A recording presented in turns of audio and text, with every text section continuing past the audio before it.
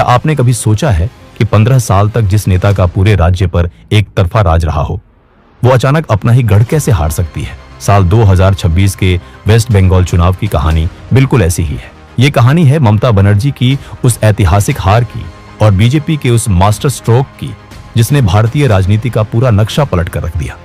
TMC की सरकार, जो कभी गरीबों और आम जनता की आवाज बनकर सत्ता में आई थी, अब भ्रष्टाचार, गुंडागर्दी और सिंडिकेट राज के दलदल में फंस चुकी थी। जनता बदलाव चाहती थी, लेकिन डर का माहौल इतना था कि कोई बोल नहीं पाता था। इसी बीच बीजेपी ने बंगाल में जीत हासिल करने के लिए एकदम पक्की और जबरदस्त प्लानिंग की। उन्होंने सिर्फ रैलियों में भाषण नहीं दिए, बल्कि आरएसएस के साथ मिलकर मजबूत प्लानिंग तैयार किया और युवाओं को तरक्की वाले बंगाल का सपना दिखाया। बात तब और बिगड़ गई जब सुप्रीम कोर्ट और इलेक्शन कमीशन को खुद दखल देना पड़ा। फर्जी वोट रोकने के लिए वोटर लिस्ट से 90 लाख नाम काटे गए और पूरे राज्य में बहुत भारी संख्या में पुलिस तैनात कर दी गई। ये कहानी उसी महाचुनाव की है जब 4 मई 2026 को नतीजे आए और पिछले 15 सालों से लगातार राज कर रही सरकार बुरी तरह से गिर गई। आइए जानते हैं कि बंगाल के इस चुनाव में इतना बड़ा बदलाव कैसे हुआ और सरकार कैसे पलट गई।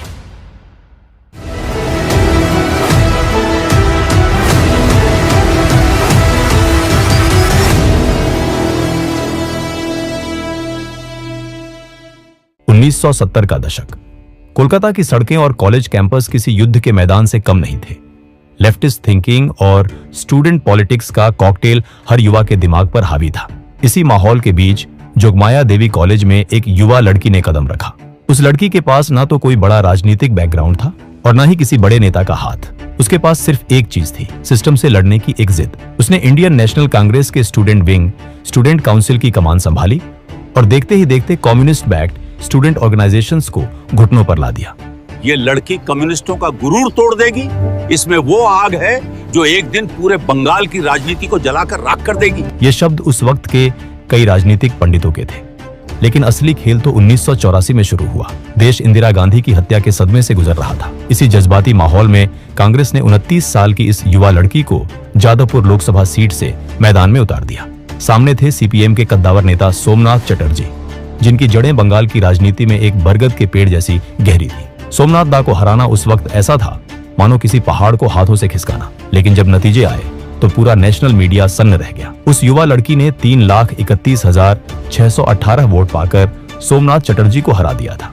वो लड़की और कोई नहीं, ममता बनर्जी थी। इस जीत ने ममता बनर्जी को राजनीति के नेशनल मैप पर रातों रात सुपरस्टार बना दिया। इसके बाद वो कई बार मंत्री बनी, रेलवे से लेकर कोयला मंत्रालय तक संभाला। लेकिन दिल्ली की सत्ता के आलीशान बंगले कभी उनका अंतिम लक्ष्य नहीं थे। उनका दिमाग तो सिर्फ एक बात पर अटका था, बंगाल से लेफ्ट फ्रंट के 34 साल पुराने किले को उखाड़ फेंकना। 1990 का वो काला दिन, कोलकाता के हाजरा क्रॉसिंग पर ममता बनर्जी पर सीपीएम के काडर ने जानलेवा हमला किया। उनके सिर पर बुरी तरह वार किया गया। खून से लथपथ ममता की उस तस्वीर ने पूरे बंगाल के सबाल्टर्न वोटर के दिल में एक गहरी छाप छोड़ी। हम ईंट का जवाब पत्थर से देंगे। बंगाल की जनता हमारे साथ है और हम ये साबित करके रहेंगे कि हम डरने वाले नहीं हैं। अस्पताल के बेड से बोला गया उनका हर एक शब्द बंगाल के गरीबों के लिए एक नया इनकलाब बन गया। ममता समझ चुकी थी कि कांग्रेस की दिल्ली वाली लीडरशिप लेफ्ट के सामने बहुत सॉफ्ट है। इसलिए 1998 में उन्होंने एक बहुत बड़ा रिस्क लिया और अपनी खुद की पार्टी बनाई, all India Trinamool Congress, TMC. लेकिन टीएमसी को वो क्रिटिकल मास मिला 2006 में। बंगाल की अर्थव्यवस्था दम तोड़ रही थी। लेफ्ट सरकार के मुख्यमंत्री बुद्धदेव भट्टाचार्य ने राज्य में इंडस्ट्री लाने के लिए एक बहुत एग्रेसिव लैंड एक्विजिशन पॉलिसी शुरू की। उनका प्लान था सिंगूर में टाटा मोटर्स का नैनो प्लांट लगाना और नंदीग्राम में एक बहुत बड़ा केमिकल हब बनाना। यही वो पल था जब लेफ्ट सरकार ने अपने ही पैरों पर कुल्हाड़ी मार ली। ममता बनर्जी ने तुरंत इस मुद्दे को कैप्चर किया। उन्होंने खुद को किसानों की सबसे बड़ी मसीहा के रूप में खड़ा कर दिया। सिंगूर में 25 दिन की भूख हड़ताल ने पूरे राज्य के सिस्टम को पैरालाइज कर दिया। टाटा को हार मानकर अपना प्लांट गुजरात शिफ्ट करना पड़ा। लेकिन असली खून खराबा तो नंदीग्राम में हुआ। पुलिस और पार्टी के लोगों की गोलियों से 14 बेगुनाह गांव वाले मारे गए। इस भयानक घटना के बाद बंगाल के पढ़े लिखे लोग, माइनॉरिटी और गांव के वोटर लेफ्ट पार्टी से एकदम दूर हो गए। माटी हमारी माँ है और अपनी माँ को हम इन इंडस्ट्रियलिस्ट्स के हाथों कभी बिकने नहीं देंगे, चाहे हमारी जान ही क्यों ना चली जाए। इसी आग के बीच टीएमसी ने एक ऐसा नारा दिया जो बंगाल की रगों में दौड़ गया, माँ, माटी, मानुष। और फिर आया 2011 का वो ऐतिहासिक चुनाव। 20 मई 2011 को ममता बनर्जी जिन्हें अब पूरा बंगाल दीदी कहने लगा था। राज्य की पहली महिला मुख्यमंत्री बनी। सत्ता में आते ही दीदी ने बंगाल के गवर्नेंस मॉडल को पूरी तरह पलट कर रख दिया। सूती साड़ी और हवाई चप्पल उनकी पहचान बन गए। उनका सीधा और इमोशनल कनेक्शन बंगाल के रूरल वोटर्स से जुड़ चुका था। उन्होंने समझ लिया था कि राज्य में कोई बड़ी इंडस्ट्री नहीं आने वाली है। कन्याश्री से लेकर स्वास्थ्य साथी तक दर्जनों ऐसी स्कीम्स लॉन्च की गई जो सीधे सबसे गरीब और पिछड़े वर्ग को टारगेट करती थी। उन्होंने लक्ष्मीर भंडार जैसी स्कीम के जरिए महिलाओं के साथ एक डायरेक्ट रिश्ता बना लिया। दीदी ने महिलाओं के रूप में एक ऐसा वोट बैंक तैयार कर लिया जो किसी भी कीमत पर उनसे टूटने वाला नहीं था। 2021 आते आते बंगाल में एक नई एंट्री हो चुकी थी, भारतीय जनता पार्टी। बीजेपी ने लेफ्ट और कांग्रेस को पूरी तरह से रिप्लेस कर दिया था। उनका राष्ट्रवाद और हिंदुत्व का मॉडल टीएमसी के लिए एक बहुत बड़ा खतरा बन चुका था। लेकिन 2021 के चुनावों में टीएमसी ने एक ऐसा डिफेंसिव सिस्टम तैयार किया जिसने बीजेपी के रथ को रोक दिया। बंगाल में सिर्फ एक ही खेल होगा और वो खेल हम ही जीतेंगे। दिल्ली वाले हमें कभी भी डरा या झुका नहीं सकते, यह था उनका नारा। खेला हो बे। टीएमसी ने खुद को बंगाली कल्चर के रक्षक के तौर पर प्रोजेक्ट किया। भले ही ममता बनर्जी खुद नंदीग्राम से चुनाव हार गई, लेकिन उनकी पार्टी ने बहुत बड़ी जीत दर्ज की। दीदी ने अपना तीसरा टर्म तो शुरू कर लिया, लेकिन इस तीसरे टर्म की नींव पहले दिन से ही दरकने लगी थी। इसकी सबसे बड़ी वजह बनी कोविड महामारी। जब बंगाल की जनता अस्पतालों के बाहर ऑक्सीजन और बेड के लिए तड़प रही थी, तब प्रशासन का पूरा ध्यान श्मशानों की हकीकत को फाइलों में दफन करने पर था। सरकार पर गंभीर आरोप लगे कि वो अपनी पॉलिटिकल इमेज बचाने के लिए जानबूझकर कोरोना से होने वाली मौतों के असली आंकड़े छिपा रही है। अस्पतालों की खौफनाक सच्चाई दुनिया के सामने न आए, इसके लिए मरीजों और डॉक्टरों के मोबाइल फोन इस्तेमाल करने पर भी बैन लगा दिया गया। विपक्षी दल, एक्टिविस्ट या कोई भी आम नागरिक जिसने सरकार से सवाल पूछने की हिम्मत की, उसे पुलिस की लाठियों और फर्जी मुकदमों का सामना करना पड़ा। ऑपोजिशन के नेताओं पर फेक न्यूज फैलाने के आरोप में तुरंत एफआईआर दर्ज की गई। इसने ममता बनर्जी के उस रक्षक वाले इमेज को तार तार कर दिया, जिसके दम पर उन्होंने बंगाल का दिल जीता था। 2021 के बाद टीएमसी के गवर्नेंस मॉडल की कमियां दिखने लगी। जो सिस्टम गांव-गांव में वेलफेयर स्कीम्स पहुंचाता था, वो अब एक बहुत बड़े एक्सटॉर्शन रैकेट में बदल चुका था। पंचायत से लेकर म्युनिसिपल लेवल तक हर सरकारी काम में लोकल नेताओं का कमीशन फिक्स था। बिजनेस करना नामुमकिन हो गया और अर्बन मिडिल क्लास पूरी तरह से फ्रस्ट्रेट हो चुका था। लेकिन टीएमसी की बर्बादी का सबसे बड़ा कारण बना एसएससी नौकरी घोटाला। स्टेट एजुकेशन सेक्टर में मेरिट को किनारे रखकर हजारों टीचिंग और नॉन टीचिंग जॉब्स उन लोगों को बेच दी गई जिन्होंने इसके लिए लाखों की रिश्वत दी थी। जब ईडी ने जांच शुरू की तो एजुकेशन मिनिस्टर पार्थ चटर्जी और उनके करीबियों के घरों से नोटों के पहाड़ निकले। टीएमसी ने पार्थ चटर्जी को पार्टी से निकालकर डैमेज कंट्रोल की कोशिश की, लेकिन तब तक बहुत देर हो चुकी थी। अप्रैल 2024 में कलकत्ता हाई कोर्ट ने 23,123 टीचर्स और नॉन टीचिंग स्टाफ की नौकरियां पूरी तरह रद्द कर दी। सरकार सुप्रीम कोर्ट भागी, लेकिन अप्रैल 2025 में चीफ जस्टिस संजीव खन्ना की बेंच ने भी हाईकोर्ट के फैसले को बरकरार रखा और 25,753 नौकरियां खत्म कर दी। सुप्रीम कोर्ट ने साफ कहा कि इस पूरे सिलेक्शन प्रोसेस में इतना बड़ा फ्रॉड हुआ है कि इसकी इंटीग्रिटी ही खत्म हो चुकी है। ममता बनर्जी ने इस फैसले को गलत तो बताया, लेकिन लोगों का उन पर से भरोसा पूरी तरह खत्म हो चुका था।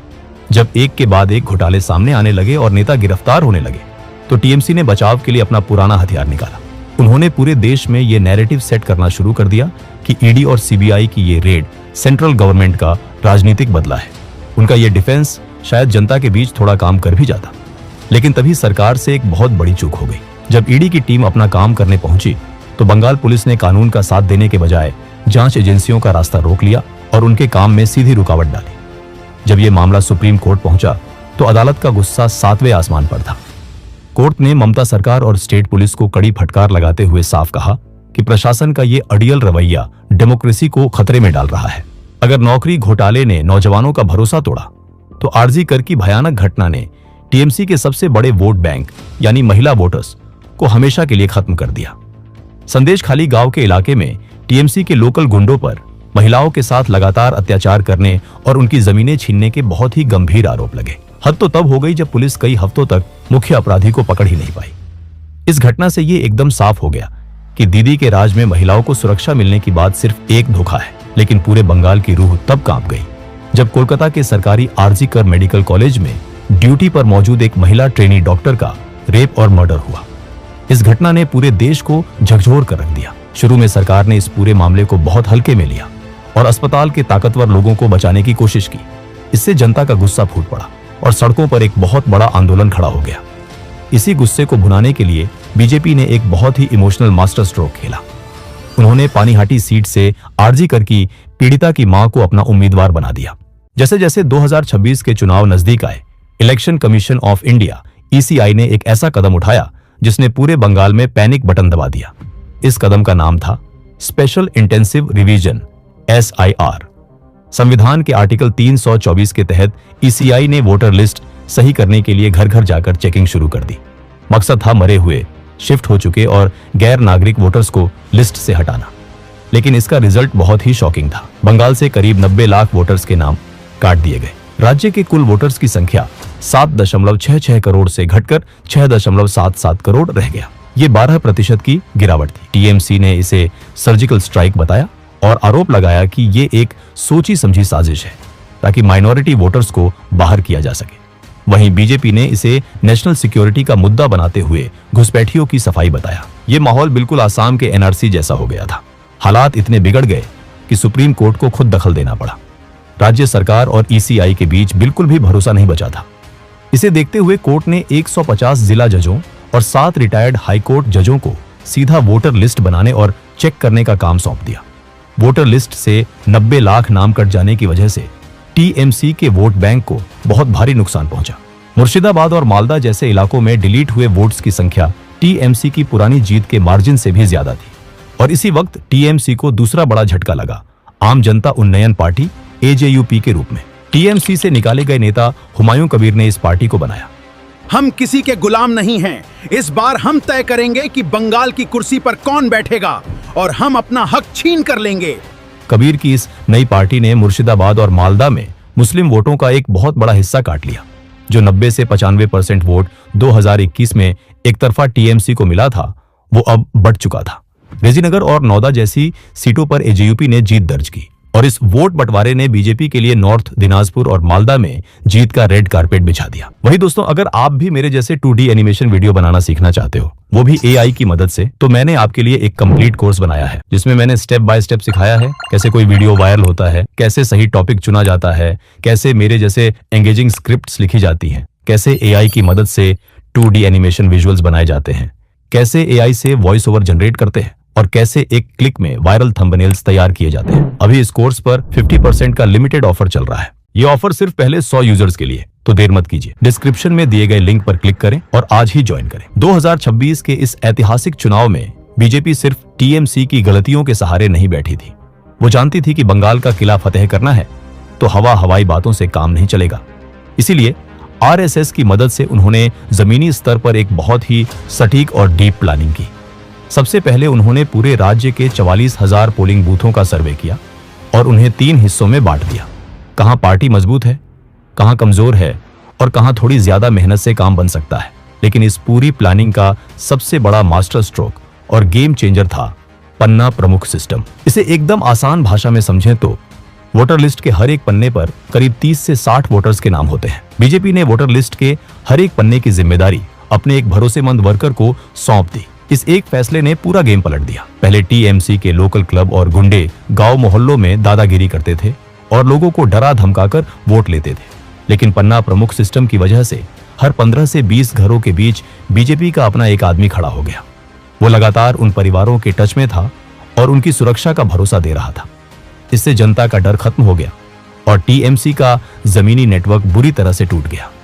वही प्रधानमंत्री मोदी, अमित शाह और योगी आदित्यनाथ की तिकड़ी ने पूरे राज्य में रैलियों का तूफान ला दिया।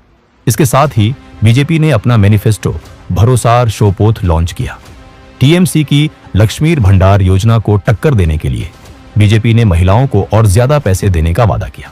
इसके साथ ही सरकारी कर्मचारियों की सैलरी बढ़ाने के लिए 7th पे कमीशन लागू करने का भी पक्का वादा किया। प्रधानमंत्री मोदी और अमित शाह ने बंगाल के लोगों के सामने एक एस्पिरेशनल बंगाल यानी विकास करने वाले और तेजी से आगे बढ़ते हुए बंगाल का विजन रखा। उन्होंने जनता से सीधा वादा किया कि अगर वो सत्ता में आए तो बंद पड़ी फैक्ट्रियों को फिर से चालू करेंगे, नई इंडस्ट्रीज लाएंगे और इतने रोजगार पैदा करेंगे कि बंगाल के नौजवानों को नौकरी की तलाश में दूसरे राज्यों में दर दर नहीं भटकना पड़ेगा। इसके साथ साथ बीजेपी ने अपने पुराने और सबसे मजबूत हथियार यानी अपनी हिंदुत्व की विचारधारा को भी बिल्कुल नहीं छोड़ा। अपने कोर वोटर्स को जोड़े रखने के लिए उन्होंने डंके की चोट पर ऐलान किया कि वो राज्य में यूसीसी और सीएए हर हाल में लागू करेंगे। सीए के वादे ने खासकर मथुआ समुदाय जैसे शरणार्थियों को पूरा भरोसा दिलाया कि उन्हें पक्की नागरिकता मिलेगी। लेकिन उनका सबसे बड़ा हथियार था दुर्गा स्क्वाड, महिलाओं की सुरक्षा के लिए एक स्पेशल फोर्स बनाने का वादा। 23 और 29 अप्रैल 2026 इलेक्शन कमीशन ने बंगाल को एक किले में तब्दील कर दिया था। 2.4 लाख सीआरपीएफ के जवान चप्पे चप्पे पर तैनात थे। इतनी भारी और कड़ी पुलिस फोर्स देखकर टीएमसी के वो सभी लोकल गुंडे अपने घरों में दुबक कर बैठ गए जो पहले लोगों को डरा धमकाकर वोट लूट लिया करते थे। जब आम जनता ने देखा कि चारों तरफ पुलिस है और अब डरने की कोई बात नहीं है, तो वो बिना किसी खौफ के अपना वोट डालने घरों से बाहर आ गई। इसी निडर माहौल का नतीजा ये हुआ कि राज्य में 92.47% वोटिंग हुई। भारत के आजाद होने के बाद से आज तक बंगाल में कभी इतने ज्यादा लोगों ने एक साथ वोट नहीं डाला था। 4 मई 2026 को जब वोटों की गिनती शुरू हुई तो नतीजे देखकर पूरे देश में हड़कंप मच गया। 2021 के चुनाव में सिर्फ 77 सीटें जीतने वाली बीजेपी ने इस बार सारे रिकॉर्ड तोड़ दिए। उन्होंने 45.84% वोट हासिल किए और 206 सीटों के भारी बहुमत के साथ सत्ता पर कब्जा कर लिया। वहीं दूसरी तरफ पिछले 15 सालों से लगातार बंगाल पर राज करने वाली टीएमसी बुरी तरह हार गई और सिर्फ 81 सीटों पर सिमट कर रह गई। टीएमसी के लिए सबसे बड़ा झटका यह था कि शहरों और उसके आसपास के वो इलाके जिन्हें हमेशा से टीएमसी का सबसे मजबूत इलाका माना जाता था, वहां भी जनता ने उन्हें नकार दिया। इन इलाकों में भारी संख्या में बीजेपी ने जीत दर्ज की और इस तरह बंगाल में 15 साल पुरानी सरकार का पूरी तरह से अंत हो गया। लेकिन इस चुनाव का सबसे बड़ा क्लाइमेक्स अभी बाकी था। भवानीपुर सीट, जहां से ममता बनर्जी पिछले चुनाव में 59,000 वोटों से जीती थी, वहां उन्हें एक बहुत ही अपमानजनक हार का सामना करना पड़ा। उनके पुराने साथी शुभेंदु अधिकारी ने नंदीग्राम के बाद अब उन्हें उनके ही इलाके भवानीपुर में भी 15,105 वोटों से हरा दिया। टीएमसी सरकार के ज्यादातर बड़े मंत्री ये चुनाव हार गए थे। ममता बनर्जी ने अपनी हार के बाद आरोप लगाया कि ईवीएम को हैक किया गया है और इलेक्शन कमीशन ने उनके खिलाफ साजिश रची है।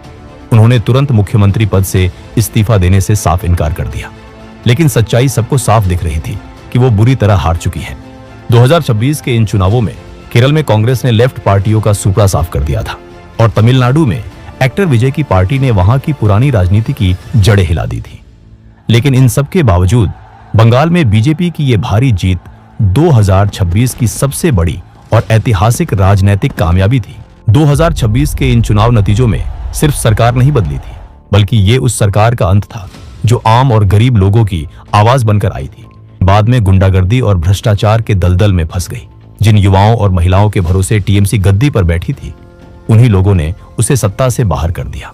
दूसरी तरफ बीजेपी की पन्ना प्रमुख वाली शानदार प्लानिंग और महिलाओं के लिए बनाए गए दुर्गा स्क्वाड ने ऐसा जाल बिछाया जिसे ममता बनर्जी कभी काट नहीं सकी। आज बंगाल की राजनीति पूरी तरह बदल गई है और ये भारत के इतिहास का एक ऐसा पन्ना बन गया है जिसे सदियों तक याद रखा जाएगा। दोस्तों, अगर वीडियो पसंद आया तो इसे एक लाइक जरूर करें, शेयर करें और चैनल को सब्सक्राइब करें ताकि हम ऐसी वीडियोस आप तक लाते रहें। तब तक के लिए जय हिंद,